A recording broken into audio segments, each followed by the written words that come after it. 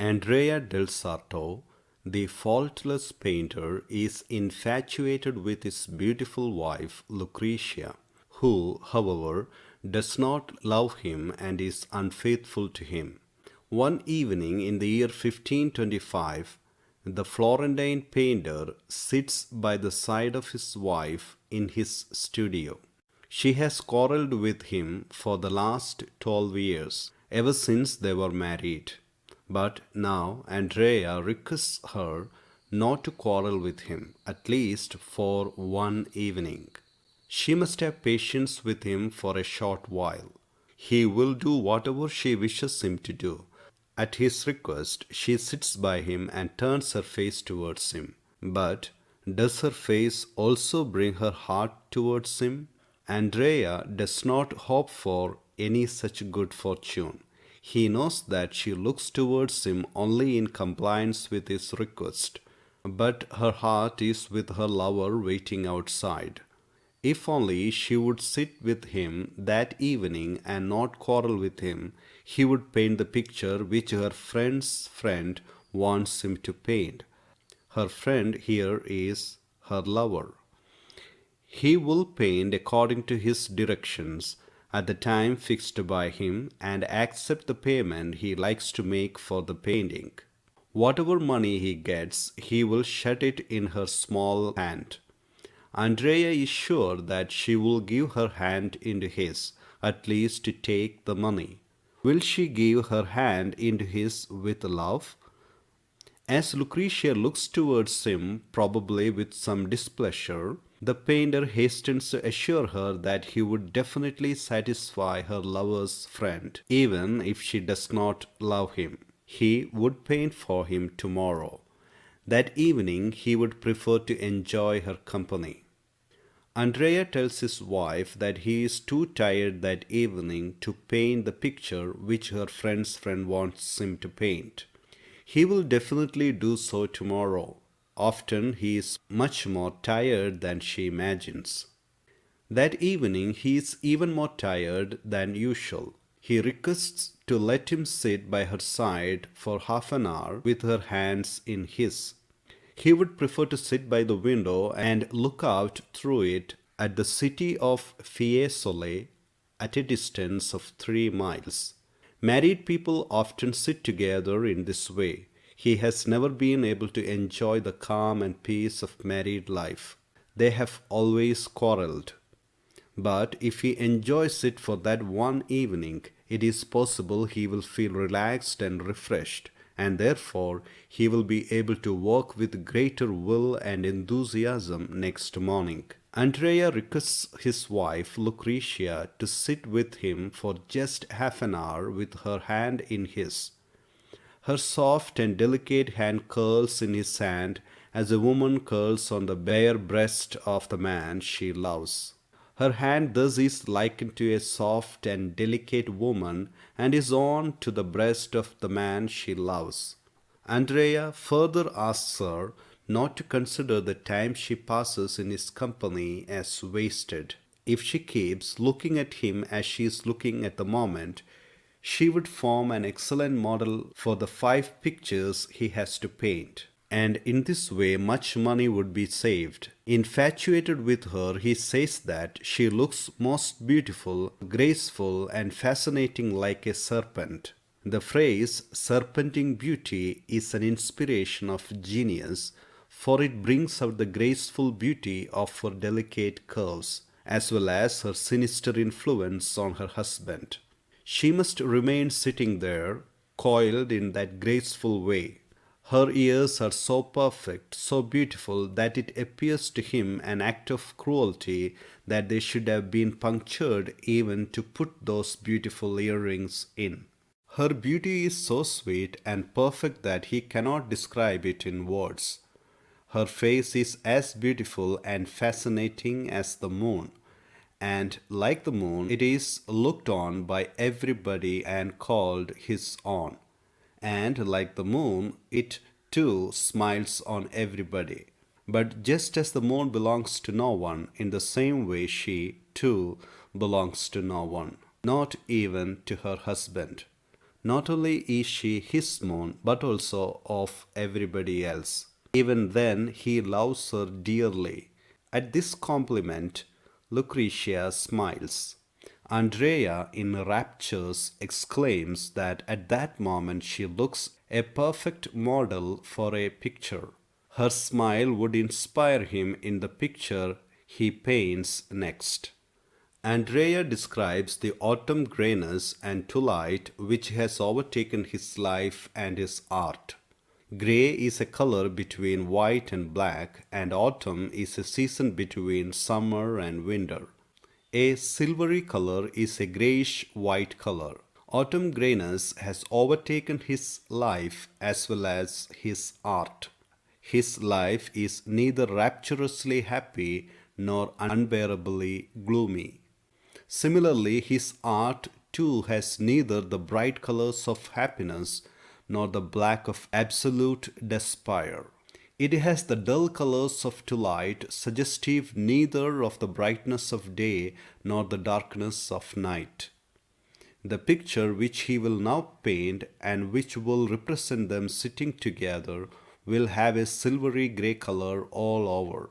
It would be colorless and dull like his life. It would not have the bright colors of the morning and the evening, but there would be toning down of colors as at the time of dusk. There was a time when she was proud of him, but the dullness of twilight has fallen on it too, and her pride in him is no more now. As far as he is concerned, autumn has fallen on everything about his life and his art. His youth, his art, his hopes have all been subdued to the dull, sober colors of the city of Fiesole at the time of twilight, seen at a distance through the window. Inspiration is necessary for great art. As he has failed to receive that inspiration, he can only paint pictures which are technically perfect, but which are soulless and so fail to rise to the heights of great art. His art is a twilight art having neither the ecstatic brightness of great art nor the unrelieved gloom of failure and despair. In order further to explain his point, the painter calls the attention of his wife to the twilight landscape visible through the window. There is the chapel from whose tower comes the sound of the ringing of a bell. Within its walls, crowded close together, are to be seen a number of trees. They can even see the last monk returning to the convent from the garden. It is autumn season, and so the days are growing shorter and shorter. Just as the uniform autumn grayness color everything in the landscape outside, in the same way his life and his art have all become uniformly grey. Having told Lucretia of the greyness of his own art and life, Andrea indulges in some reflection on human life. He takes refuge in a weak fatalistic philosophy. Man seems to be free, but in reality he has no freedom of will. He is helpless like a prisoner fettered in chains. Man is entirely in the hands of God. He cannot do anything himself. He holds God responsible for all his suffering and unhappiness. He cannot do anything but obey the will of God and act accordingly. He then changes the subject and invites Lucretia to look attentively at the various pictures in the room. Probably Lucretia has been listening to him with such scant attention that Andrea asks her to be more attentive to him and look in the direction he points out. He asks her to turn her head and look at the pictures hanging behind them at the walls of the studio. He then draws her attention to the picture second from the door. It is a perfect painting, one which should serve as a model for others. Every painter should paint like this and in no other way. Then there is a famous portrait of Virgin Mary. He can assert that the picture is technically faultless and that no one can find fault with it. He can paint such a portrait quite easily, as if it were a mere sketch done by the pencil. What he knows and what he feels deeply, he can express easily and faultlessly. As far as the technical perfection is concerned, he is second to none. Lucretia can herself form an idea of his technical perfection as a painter from the praises of the high official of the church who visited them last week. And equally high were the praises of the people when he was in France. His technical perfection has always been admired. Painting now is quite easy for him. He works effortlessly and can still achieve technical perfection. There is no need for him any longer to draw rough sketches or to study his models carefully. The time when he had to labor hard is now long past. His technical skill is such that he can paint without effort and achieve a perfection which others dream of achieving all their lives and still fail, despite all their hard labor and striving. They take pains but still fall far short of perfection. Within their own city of Florence, there are many such painters who fail to achieve technical excellence despite all the pains they take. The important point is that though other painters are far inferior to him in technical skill, their works are better and greater in another way. Their works are a judgment on his own. By comparison with them, his own inferiority is brought out.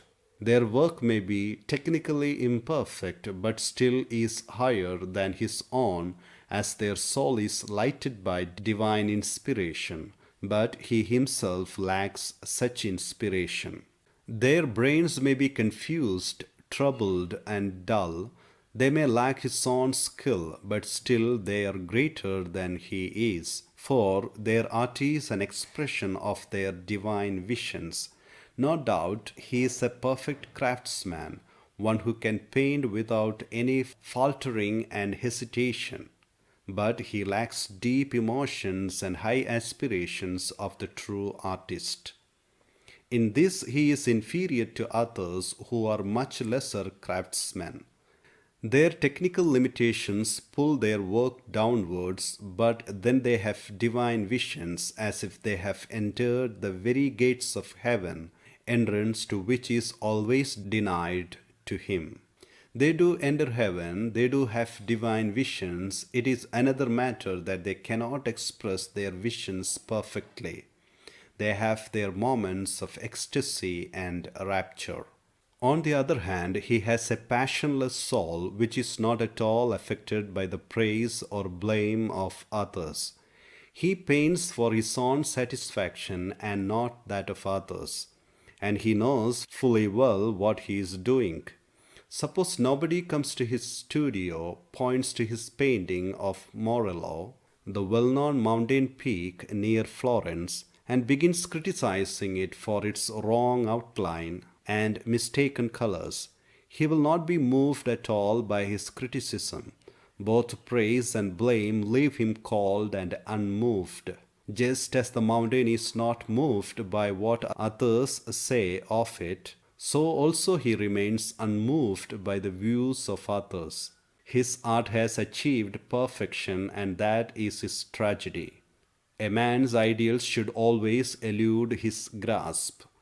They should always remain beyond his reach.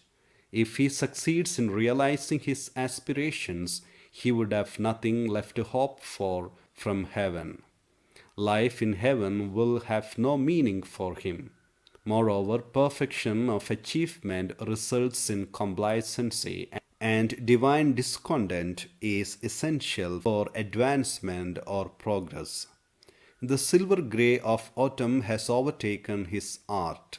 It is technically perfect, but it fails to rise to the heights of great art. It lacks the fire of emotion and inspiration. It does not burn with artistic frenzy. It is a static and progressive art expressing his own content at its technical perfection. He aimed low, achieved what he aimed at, and so his art suffers from his complacency. His technical skill has been so much the worse for his art. He is fully aware of the limitations of his own art and also knows how those limitations can be made good. Andrea now draws the attention of Lucretia to a painting done by the famous Renaissance artist Raphael, who was born at Urbino and who died young only 5 years ago. The picture is not the original work of Raphael, but a copy of it sent to him by his pupil George Vasari, who understands how the greatness of that picture was achieved. Raphael poured his whole soul into his pictures so that even popes and kings may see them and admire them. He was an inspired artist. He aimed high, his soul reached heaven itself, and he and his art were both inspired by his divine visions. He poured his soul into his art and then refilled it by divine visions. He had vision and inspiration, but he did not have the technical skill to express that visions with perfection. The picture is technically wrong. For example, the arm is wrongly put and then there is another fault in its outline. But it is only the body of the picture which is defective. Its soul is perfectly right. There is nothing wrong with it. Even a child can understand the meaning of the picture. For the vision of Raphael was clear and vivid. He can easily correct the technical faults of Raphael, but the activity of Raphael's soul, his vision and inspiration, his emotional range, etc., are beyond his reach. That is his tragedy. Andrea now proceeds to explain to Lucretia the cause of this failure. It is she who is responsible for his failure. Had she wanted, she could have inspired him, and then his art would not have lacked emotion and passion. Inspired by her, he could easily have put soul into his art, and then they together would have risen to the heights which Raphael attained. So great is Andrea's infatuation with his wife, he is so much afraid of offending her, that noticing a look of displeasure, a frown on her face, he at once apologizes. She gave him all that he had asked for, and much more several times over than he deserved. The real fault lies with him, for had he asked for more, perhaps she would have given more. Still, he has a pathetic consciousness of what his wife's incompatibility has cost him in fame and recognition. There is no doubt that she is perfectly beautiful. She has a beautiful face, beautiful eyes, and a beautiful mouth. She has sweet melodious voice, a serpentine beauty which ensnares him and holds him captive as birds are held captive by the melody of the birdcatcher's pipe. There can be no doubt that physically she is perfect but lacks beauty of spirit. Her soul is not great enough to inspire him, as other women inspire their husbands. She looked at his art purely from the utilitarian point of view. She cared for it merely as a source of earning money. Had she urged him to paint not for money, but for future name and fame, and to rise to the same heights as Michelangelo and Raphael attained, and that all three of them should equally enjoy fame, glory, and heavenly bliss, certainly then he would have equaled their artistic achievements. It seems quite possible that, inspired by her, he would have done so. But she failed him, and that is the tragedy of his life. But one should not complain, for they are all in the hands of God. Everything happens as He ordains. Man is not a free agent. He is merely an instrument of God's will. For a while, Andrea complains that his failure as an artist has been caused by the incompatibility of his wife. She cared only for money and looked at his art from a purely utilitarian point of view. But the very next moment he realizes his mistake, and the truth dawns upon him. True inspiration comes from within the soul of the artist himself. It is the artist's own inner urge which makes him sacrifice present gain for future fame and glory. No amount of external stimulus can be of much good in this respect. So he was wrong in blaming his wife and holding her responsible for his own failure. Raphael and Angelo could achieve perfection. They could put soul into their work, but they had no wives to inspire them and urge them on. The combination of will and ability is rare, with the result that they are all half men, having either the will, the desire, or the power and capacity. With their limited resources and incomplete powers, they, the half men, struggle somehow or the other to achieve their ends or goals. In the end, God judges the action of man and rewards and punishes accordingly as man has performed his duty or has failed in this respect. Everything is in the hands of God, and it is useless to complain or worry. If the judgment of God is exactly in proportion to one's merits, then it means that he should surely be rewarded in heaven and duly compensated for his lack of recognition in this world. Here he has been somewhat underrated and has been poor, and he has been despised by the people over a long period of time. To tell the truth, he does not go out of his house in the daytime, for he is afraid of meeting any of the French lords who might be on a visit to Florence. Often, when they come across him in the streets, they avert their faces in disgust, look to the other side, and ignore him. This show of contempt is preferable to the comments they sometimes make as they pass by him.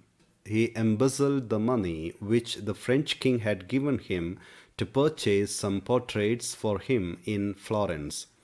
To please his wife, he built a palatial residence for her with that money. The 1 year he passed there was the happiest period of his life, the period when he enjoyed the maximum of success, fame, and happiness. During these days he was inspired like Raphael himself. Often it seemed to him that his inspiration was lifting him up from the earth. He felt the same exaltation for a while as Raphael felt every day. The kind and sympathetic looks of the great monarch inspired him, and he felt glorified for the time being. Andrea then recalls the various gestures and movements of the king. He remembers how the king would bend over him as he painted, with one finger in his beard or on his lips, and his arms round his neck and shoulders. As the king watched him painting, he would hear the jingle of his golden chain quite close to his ear, and could also feel his breath on his face. He was proud of the favors shown to him by the king. There were happy days indeed. All the countries would stand round the king, looking at his work with the same regard and consideration as the king himself. The French nobles had such frank eyes, and they looked at his work with such abundant enthusiasm, that he was encouraged and inspired and kept steadily working without feeling any fatigue at all. He hoped that on his return home he would get his highest reward, the reward he valued most of all in the form of the love and appreciation of his wife. It was this hope, more than the enthusiasm and appreciation of the French king, which kept him steadily at his work. Andrea tells his wife that the days which he passed in France in the company of King Francis I were the happiest days of his life. If she, Lucretia, had not grown impatient at his long stay in France and called him back home, he would have stayed there for some time more and achieved fame and recognition like Raphael and Angelo. Perhaps at this Lucretia is displeased and he notices a frown on her face. So he at once remarks that what is past is dead and gone and is no use regretting it. As a matter of fact, at that time he himself felt that it would be right and proper for him to return home. He instinctively felt that it would be better for him to go home to his beloved wife. Life in France was growing too full of glory and splendor to suit him. In order to explain his point, he compares himself to a bat. A bat is weak eyed and his eyes are blinded by the dazzling light of the sun. It feels comfortable only within the four walls of the farmhouse which forms its world. In the same way, he could not bear the glory, the splendor of the life at the French court. This life did not suit him, and it was right and proper that it ended. She called him, and he returned to her. Andrea tells Lucretia that he would like to paint her beautiful face with her golden hair as sweet and charming as she looks at the moment. She was his, and this was all he wanted. Her love was a sufficient compensation for him for his failure as an artist.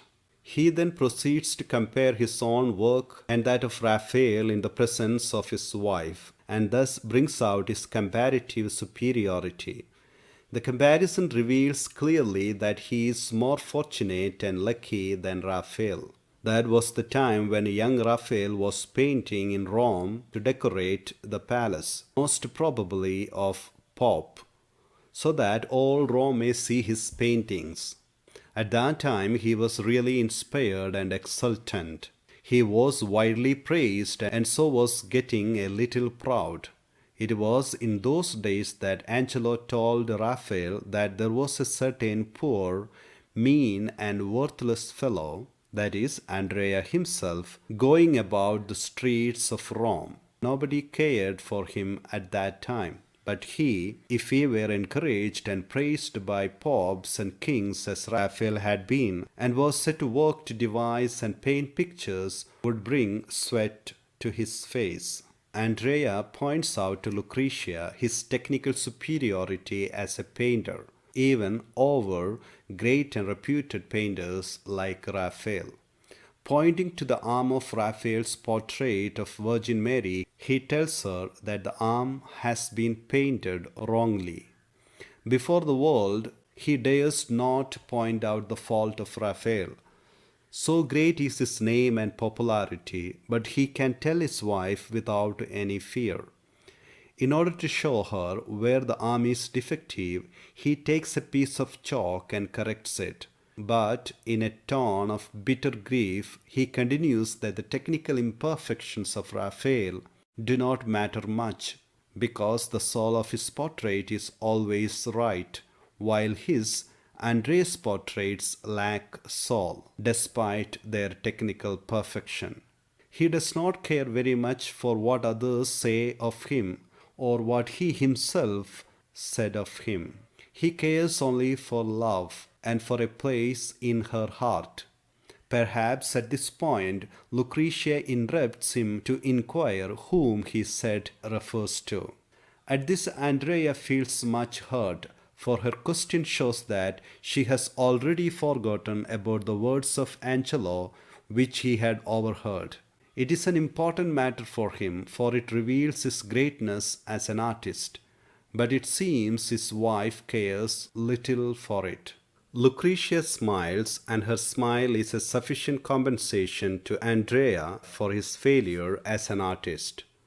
The hour which he has passed in her company would always be cherished and remembered by him.